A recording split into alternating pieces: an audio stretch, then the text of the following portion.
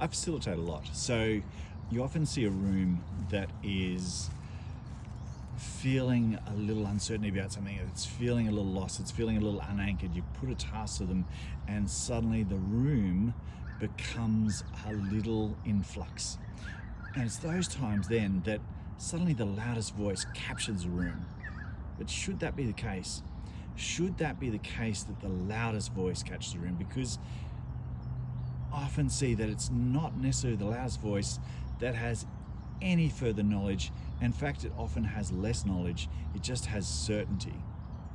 So certainty does not mean that they understand. Certainty does not mean they are right. They are just certain in their own mind of what's required. And that is often requiring them to be the center. It has no further gain than they are the center of the attention. They don't actually have anything to add to the way the task can be done, the way that the problem is solved. They just have certainty within themselves that they should be the center of the attention. And you see this all the time where people with understanding, people with knowledge are often the quieter ones. They're often reflective.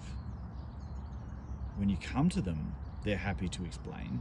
When you come to them, they're happy to help, but they don't often always project. But the ones that want to be the center project and take rather than the ones that know. You know, uncertainty is a funny thing. Like when we lose that sense of certainty, most people feel quite unanchored and they don't like that.